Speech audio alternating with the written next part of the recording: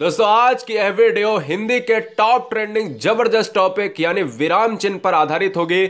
हमें पता है आप सभी स्टूडेंट ब्रिलियंट हैं, लेकिन हिंदी में विराम चिन्हों का अधूरा ज्ञान कभी नहीं लेना है। 2 से 3 क्वेश्चंस मैक्सिमम पूछ लिए जाते हैं एग्जाम में। अगर मैं छोटा सा क्वेश्चन आपसे पूछूं, ये बताओ कि अर्धविराम और अल्प विराम में अंतर क्या है, दोनों के सिंबल क्या है, लाघव चिन्ह का सिंबल क्या है, त्रुटि पूरक चिन्ह का सिंबल क्या है, तो कहीं ना कहीं बहुत सारे बच्चे कंफ्यूज होने वाले हैं आज। तो चलिए एक कॉपी एक पेन उठा लीजिएगा और हिंदी विराम चिन्हों में हमें यह भी जानना है कि कामता प्रसाद ने क्या बताया है। सब कुछ जानेंगे डिटेल में, अच्छे तरीके से कंसंट्रेशन के साथ। हम यहां पर बहुत अच्छी तरीके से अपने नोट्स को मेंटेन करेंगे। क्लियर है? चलिए अब देखिएगा, यहां पर अगर हम बात करें तो सबसे पहली बात है कि आपको अपना नोट्स मेंटेन करना पड़ेगा। कोई भी सफलता का शॉर्टकट है नहीं, ये आप समझ लीजिएगा। सफलता का कोई शॉर्टकट नहीं है कि कोई आपको घुट्टी पिला दी जाए और आप एकदम से क्या है एग्जाम को क्रैक कर जाओ। हमें एक एक चीज को बारीकी से समझना है। हमें ये नहीं देखना है कि एग्जाम में हम बैठे हुए हैं एग्जाम हॉल में और हम कंफ्यूज हो रहे हैं कि काश मैंने ये पढ़ लिया होता। ये नहीं होना चाहिए। चलिए देखिए दोस्तों, अगर बात करें तो यहां पर अगर हम सबसे पहला पॉइंट जानते हैं कि विराम चिन्ह है क्या।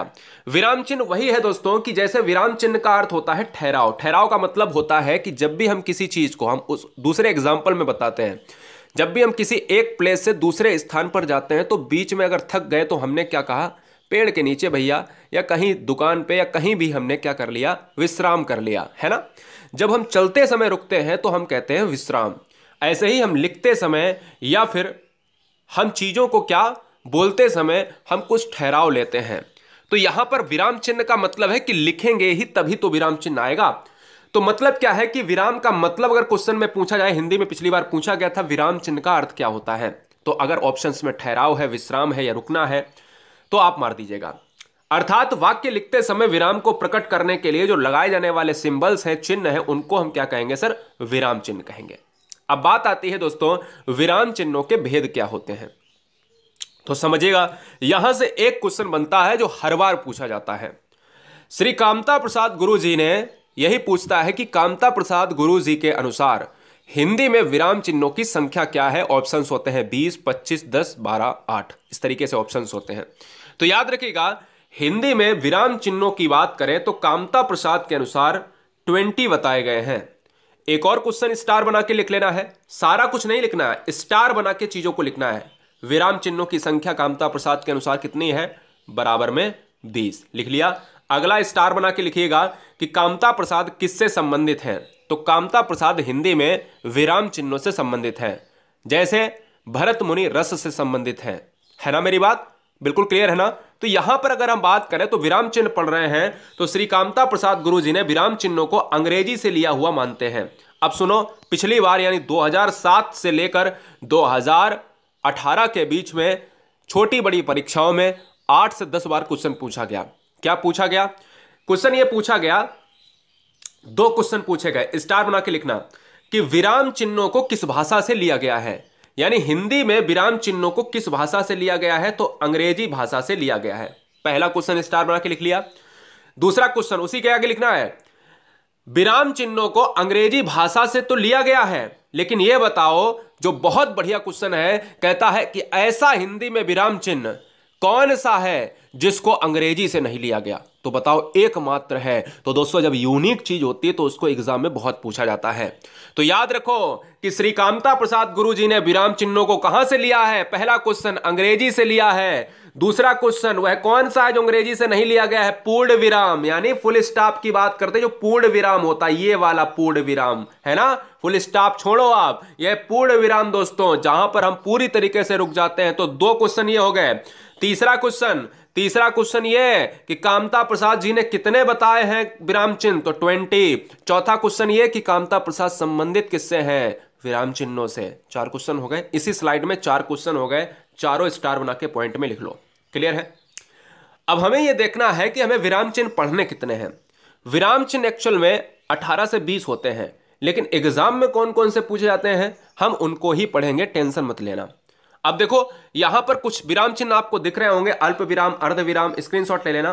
पूर्ण विराम, उप विराम, विस्मयादि बोधक, प्रश्नवाचक कोष्टक, योजक, अवतरण, लाघव, आदेश, रेखांकन, लोप, पुनरुक्ति, या फिर जो है इसको जो हम कहते हैं रिपीट पॉइंटर सिंपल सिंबल, और इसको यहां पर त्रुटि पूरक। ये बहुत एग्जाम में पूछा जाता है ये वाला, ठीक है ना, त्रुटि पूरक पूछा जाता है, और एग्जाम में ये वाला लाघव चिन्ह बहुत पूछा जा रहा है इस समय।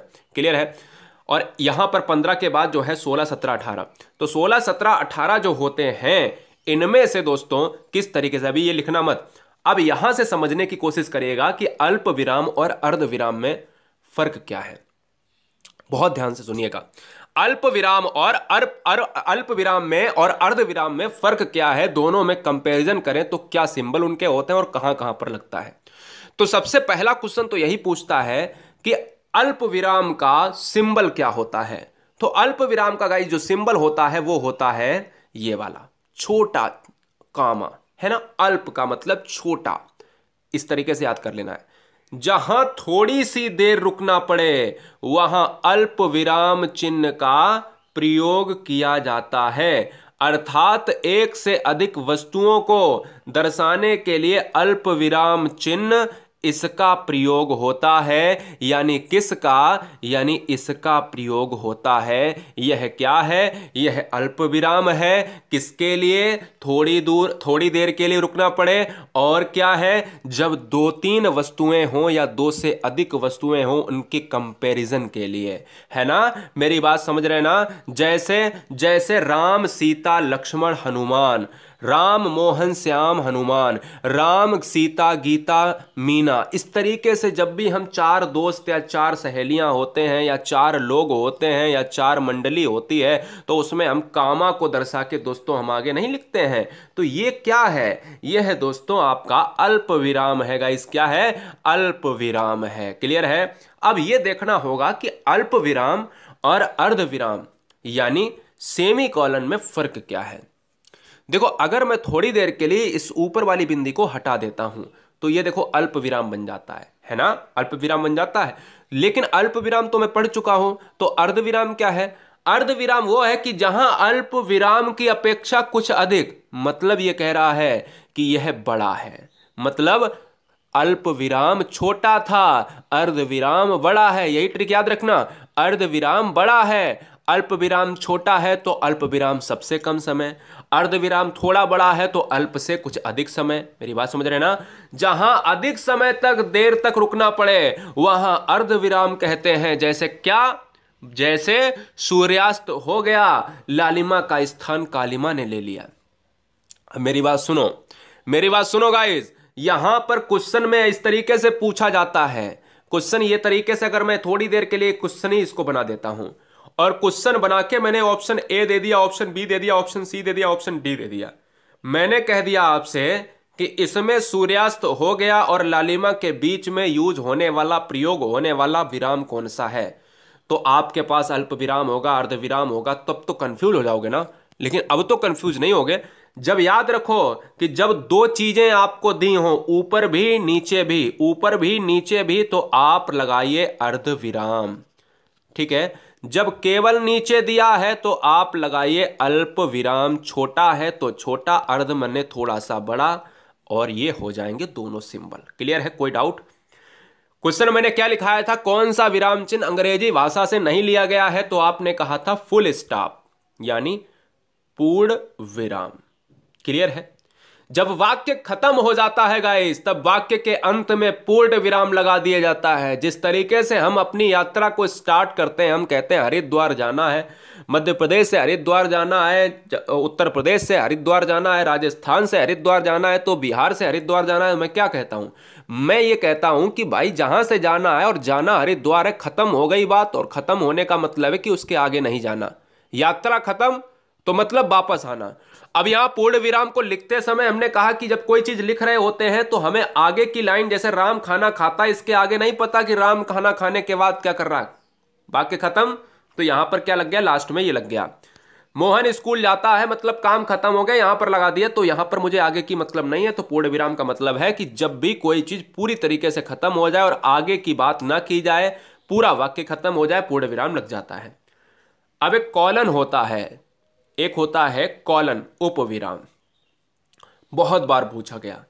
जब किसी कथन को अलग दिखाना हो तो वहां पर उपविराम चिन्ह का प्रयोग करते हैं। जैसे प्रदूषण एक अभिशाप है, आपने बहुत जो है अपने एग्जाम में 10th 12th में इन पर निबंध भी लिखा होगा कि विज्ञान वरदान है या अभिशाप है, प्रदूषण एक अभिशाप है। तो मतलब क्या है, यहां पर जो प्रयोग होने वाले ये दो सिंबल्स हैं, इनमें क्या है, इनमें दोस्तों आपका यूज हुआ है उपविराम, कॉलन यूज हुआ है। मेरी बात समझ रहे ना, उपविराम या कॉलन यूज हुआ है, इस चीज को आप याद रखें। आगे हम बात कर रहे हैं दोस्तों विस्मयादिबोधक, जो काफी बार एग्जाम में पूछा गया क्वेश्चन है, जिसका सिंबल आप देख सकते हो, ये वाला सिंबल है गाइस, ठीक है ना, जिसको हम कहते हैं इंटरजेक्शन। आप देखो यहां पर क्वेश्चन कैसे पूछता है, क्वेश्चन में केवल आपको एग्जाम्पल देता है। एग्जाम्पल में जैसे एग्जाम्पल में यह पूछता है कि हाय वह मर गया, निम्नलिखित वाक्य में से कौन सा विराम यूज हो गया है। तो आपको याद रखना है कि यह जो विराम चिन्ह होता है ना, विस्मय बोधक चिन्ह होता है। और मैं इसको पूरी तरीके से बता देना चाहता हूं कि जब भी यह विराम चिन्ह प्रयोग होगा आपके एग्जाम में, तो क्या है, विस्मयादिबोधक चिन्ह का प्रयोग वाक्य में हर्ष, विषाद, विस्मय, घृणा, हमें खुशी है या हमें जो है विषाद का मतलब होता है, यहाँ विवाद लिखा है कोई बात नहीं, या हमें जो है बहुत दुखी है, विषाद लिख लेना, ठीक है ना, हम बहुत दुखी, विषाद का मतलब होता है दुख। विस्मय की बात करना, विस्मय का मतलब होता है आश्चर्य। हम किसी से घृणा करते हैं, हम आश्रय करते हैं, ठीक है ना, हम करुणा करते हैं, भय है। तो मतलब क्या है कि इन सभी पॉइंटों को लिख लेना है, और इन सभी पॉइंटों का जब भी हम यूज करेंगे तो इस चिन्ह का इंटरजेक्शन का प्रयोग होगा। बोले कैसे, जैसे हाय वह मर गया, हाय छी छी मेरे शाबाश, मतलब क्या है, यहां पर अगर ऐसे जो है वर्ड अगर आएंगे तो आपको लगा देना है। जैसे हाय, ये क्या हो गया, आह मजा आ गया, है ना, ये देखिएगा दुख की बात है, ये खुशी की बात है। छी, घृणा की बात है, छी छी, ये कितना गंदा काम है ना। तो अरे आप कब आ गए, शॉक्ड, एकदम से आश्चर्य हो गया, शाबाश बहुत, मतलब जो है किसी को बढ़ावा दे रहे हो आप, है ना। तो मतलब क्या है कि हर तरीके से इन वर्ड, अगर जब भी आपको ऐसे वर्ड दिखे तो आपको आंसर केवल विस्मयादिबोधक देखना है। आगे बात करेंगे दोस्तों प्रश्न चिन्ह। लाघव चिन्ह और त्रुटि पूरक चिन्ह बहुत एग्जाम में पूछे जाते हैं, दोनों को बहुत अच्छे से देखना है, जो आगे बताने वाला हूं। प्रश्न चिन्ह बहुत सिंपल है, जब यार देखें किसी से हम प्रश्न करते हैं, जैसे वह क्या लिखा है, प्रश्न कब करेंगे, जब क्या हम करेंगे, क्या हुआ, यह क्यों हुआ, यह कैसे हुआ, यह कब हुआ, ऐसे क्यों कैसे कब। तो ऐसे वर्ड अगर आएंगे तो आप आंसर क्या लगा दोगे, प्रश्नवाचक लगा दोगे। और प्रश्नवाचक का मतलब यह है, यहां पर क्वेश्चन मार्क होता है, यानी ताजमहल किसने बनवाया, यह किसने मारा, यानी इस कुत्ते को किसने मारा, यह दरवाजा किसने बंद किया, तुम कहां जा रहे हो, है ना, तुम कब आओगे। तो मतलब क्या है, प्रश्न है, अगर प्रश्न है तो प्रश्नवाचक लगाना पड़ेगा। कोष्टक चिन्ह क्या है, कोष्टक चिन्ह दोस्तों इसका अर्थ क्या होता है कि अधिक स्पष्ट करने के लिए, अधिक स्पष्ट करने के लिए मैंने आपको एक हमेशा एग्जांपल एक ही दिया है। जैसे अधिक स्पष्ट करने का मतलब क्या है, जैसे आप शादी बारात का कार्ड देखते हो, आपके घर में आता होगा, और शादी बारात के घर में अगर देखा जाए तो एक नाम लिखा है, नाम अगर लिखा है, मैं अपना एग्जाम्पल ले लेता हूं, ठीक है ना, मैं अपना एग्जाम्पल ले लेता हूं, मैं दूसरे की मजाक क्यों उठाऊं। जैसे देखिएगा, जैसे अगर मेरा नाम जो है धीरज द्विवेदी, आप सभी जानते हो मेरा नाम धीरज द्विवेदी है, और एक क्षण के लिए मैं मान लेता हूं कि मेरा घर का नाम क्या है, मेरा घर का नाम है क्या दोस्तों, पप्पू मान लेता हूं मैं, ठीक है ना, और इस घर का नाम पप्पू है। तो यार ये बताओ कि मुझे जो है गांव में इस नाम से जानते हैं, या मुझे कस्बे के लोग इस नाम से जानते हैं, शहर के लोग इस नाम से जानते हैं, लेकिन मार्कशीट तो ये कहती है, आप सभी ये जानते हो। तो मतलब क्या है कि इस नाम के पीछे धीरज द्विवेदी लिखा और उस कार्ड में क्या लिख दिया भैया, पप्पू लिख दिया। अब आप कहोगे सर हाँ बिल्कुल अब ठीक है, कोई दिक्कत नहीं है, कार्ड जो बांटने जाएगा वो कहीं ना कहीं पप्पू का घर ढूंढ लेगा। यानी अब आप कंफर्म हो गए होंगे कि इस धीरज द्विवेदी को कितना स्पष्ट किया गया है उस ब्रैकेट में, जो ब्रैकेट लगाया था पप्पू, है ना, मेरी बात समझ रहे ना। हाँ जी बहुत बढ़िया, तो समझ गए ना, बिल्कुल समझ में आना चाहिए। आप मेरे ऊपर एक क्षण के लिए हंस जरूर ही सकते हो, लेकिन क्या है एग्जाम्पल के तौर पे, लेकिन ये नहीं समझ लेना कि सर का नाम पप्पू है ना, याद रख लेना। तो यहां पर अगर हम बात करें कोष्टक चिन्ह का प्रयोग हमेशा क्या कहते हैं दोस्तों, हमेशा याद रखना है कि अधिक स्पष्ट, जब चीजें क्लियर ना हो और कोष्टक में क्या कर दिया जाए, अधिक स्पष्टता से उस चीज को दिखा दिया जाए, है ना। जैसे विश्वामित्र, अब विश्वामित्र दोस्तों यहां पर क्या है, विश्वामित्र जो है क्रोध में कांपते हुए ठहर जा, क्रोध में कांपते हुए कह रहे हैं कि ठहर जा, है ना। ठहर जा मतलब क्या है कि विश्वामित्र जो है उनका स्वभाव कैसा है, अब वो प्रफुल्लित है ये पता ही नहीं चल रहा, लेकिन कोष्टक में यहां पर क्या है, कोष्टक में यहां पर लिख दिया है कि उनका स्वभाव क्या है इस समय हाव भाव चेहरे का क्या है, क्रोध में है, क्रोधित है, और कह रहा है ठहर जा, है ना। तो मतलब क्या है, और ठहरे नहीं तो फिर क्या, गला उड़ जाएगा। योजक चिन्ह कई बार पूछा जाता है, द्वंद्व समास में ये योजक चिन्ह हमेशा यूज होता है। योजक चिन्ह का प्रयोग समस्त पदों में के मध्य में किया जाता है। जैसे जैसे अगर बात करें दोस्तों माता पिता, माता पिता की बात करी तो कौन सा समास हो जाएगा, आपने कहा द्वंद्व हो जाएगा। योजक चिन्ह को हम अगर देखा जाए तो इसको हम निर्देशक चिन्ह भी कहते हैं क्या, बताइए फटाफट। सुख दुख में बीच में लगा है, लाभ हानि में, दिन और रात में, यश और अपयश में, और तन मन धन में। तो आप ये कह सकते हो कि इसके बीच में जो यूज हुआ है, ये वाला चिन्ह जो यूज हो रहा है बीच में, तो यहां पर क्या है, सभी में योजक चिन्ह का प्रयोग हुआ है, इसलिए इसको हाइफन कहते हैं। और इसका यूज जो सिंबल है ना, ये साहब जरूर देख लेना, क्योंकि ये सिंबल जो है बहुत बार एग्जाम में पूछा गया है। अवतरण या उदाहरण चिन्ह, इन्वर्टेड कॉमास, आप जो है डायरेक्ट इनडायरेक्ट में इन्वर्टेड कामा पढ़ते थे। अगर मैं आपसे ये कह दूं कि इन्वर्टेड कामा का सर ये हिंदी में अर्थ क्या होता है, बहुत सारे बच्चे कंफ्यूज हो जाएंगे, लेकिन आज तो पता चल गया इन्वर्टेड कामा का मतलब होता है अवतरण या उदाहरण चिन्ह, ठीक है ना। अगर देखिए दोस्तों, अगर बात करें कि किसी की कही हुई बात को किसी तरह प्रकट करने के लिए अवतरण चिन्ह का प्रयोग किया जाता है। सबसे पहला अगर नोट्स आप बना रहे हो तो यहां पर स्टार बना के जैसे आपको अवतरण चिन्ह लिखना है तो नोट्स में स्टार बना के अपना नोट्स बनाए, अवतरण चिन्ह लिख लिया और उसके आगे उसका चिन्ह जरूर लिख लें, ऐसे ऐसे करके छोड़ दें, ठीक है ना। और एक एग्जाम्पल नीचे लिख लें, बस इतना ही नोट्स बनाना है। जैसे किसी की कही बात को हम उसको वैसा ही लिखते हैं, उसी तरह प्रकट कर दें, और किसमें, इस ब्रैकेट के अंदर। बोले कैसे, तुलसीदास ने कहा, किसी ने कहा जरूर होगा, जैसे पराधीन सपने हो सुख नाही, तो इसके अंदर हमने इस चीज को बंद किया है, इन्होंने ये कहा, इन्होंने ये कहा। मेरी बात समझ रहे ना, मेरी बात समझ रहे ना। जैसे कबीर दास ने कहा कि ढाई आखर प्रेम का, तो मतलब क्या है कि उस चीज को हमने ब्रैकेट में बंद किया, इन्वर्टेड कामास को बंद किया, और हमने कहा कि जिसने कहा है वैसा ही हमने लिखा। क्लियर है। आगे हम बात करेंगे लाघव चिन्ह। चैनल पर नए हैं तो सब्सक्राइब कर लें, अगर पूरी हिंदी आपको पढ़नी है तो प्लेलिस्ट नीचे है, पूरी प्लेलिस्ट को अच्छे से रिवीजन करो, और पूरी क्या करना है, नोट्स बनाओ, स्टार बना के सारे पॉइंट को, और एग्जाम में कोई भी आपको रोक नहीं सकता, चाहे आप कितने भी फिसड्डी हो। मैं आपको बता रहा हूं, कितने भी फिसड्डी हो, आपको कोई एग्जाम में रोक नहीं सकता। एग्जाम क्रैक होना है तो होना है। लाघव चिन्ह, लाघव चिन्ह को हम कहते हैं एब्रिविएशन साइन। एब्रिविएशन साइन का मतलब यहां पर क्या है, ये लाघव चिन्ह है, और इस लाघव चिन्ह को किस तरीके से, शून्य के तरीके से हम जो है डिनोट करते हैं। ये शून्य बिल्कुल नहीं होता है, बिल्कुल छोटा सा होता है, शून्य से भी छोटा। किसी बड़े तथा प्रसिद्ध शब्द को संक्षेप में लिखने के लिए इस शब्द का प्रयोग होता है, आगे शून्य लगा देते हैं तो वह शून्य क्या कहलाता है, लाघव चिन्ह कहलाता है। स्टार बना के क्या लिखना है, पहले लाघव चिन्ह लिखना है और उसका आगे सिंबल बना देना है, एग्जाम्पल लिखना है। कैसे, जैसे किसी संक्षेप में, संक्षिप्त में अगर लिख दूं मैं, डॉक्टर के लिए हम डॉक्टर लिख देते हैं, पंडित के लिए हम पंडित लिख लेते हैं, इंजीनियर के लिए हम इंजीनियर के लिए हम इंजीनियर के लिए हम ऐसे लिख देते हैं, जो है ये बिंदी रख देते हैं, है ना। पुलिस के लिए हम पू बना के बिंदी रख देते हैं। मेरी बात समझ रहे ना, मेरी बात समझ रहे ना। इसलिए मास्टर के लिए हम क्या लगा देते हैं, मास्टर के लिए मां बनाकर बिंदी रख देते हैं। तो आगे हम बात करेंगे विवरण चिन्ह की। विवरण चिन्ह हमारा ये कह रहा है कि साइन ऑफ फॉलोइंग में अगर देखेंगे दोस्तों तो ये विवरण चिन्ह है, एग्जाम में बहुत बार पूछा गया है, आईएमपी लगा दिया है। आईएमपी इसीलिए लगाया है क्योंकि इंपॉर्टेंट है। विवरण चिन्ह का प्रयोग वाक्यांश के विषय में कुछ सूचक निर्देश आदि देने के लिए किया जाता है। यानी यह चिन्ह जो होगा, यह किसी चीज को निर्देशित करने के लिए हम यूज करेंगे। जैसे जैसे दोस्तों अगर बात करें कि आम के निम्न फायदे हैं, अब क्या निम्न फायदे हैं ये तो बाबा रामदेव बताएंगे। संज्ञा के 3 मुख्य भेद होते हैं, ये कौन बताएगा, ये मैं बताऊंगा, व्यक्तिवाचक, जातिवाचक और भाववाचक। तो मतलब क्या है कि कहीं ना कहीं जब भी दोस्तों हमसे कोई चीज आगे की बात कर रहा है, किसी सूचना को हम निर्देशित कर रहे हैं, तो हम उसके आगे ये वाला डैश चिन्ह लगाते हैं, ये वाला डैश चिन्ह लगाते हैं। क्वेश्चन में आ सकता है, क्वेश्चन में कैसे आजकल पूछे जा रहे हैं, क्वेश्चन में ऐसे पूछे जा रहे हैं, ये बताओ कि ये वाला सिंबल हिंदी में कौन सा विराम चिन्ह है, ये वाला सिंबल कौन सा है, अल्प विराम है, ये वाला अर्ध विराम है ना।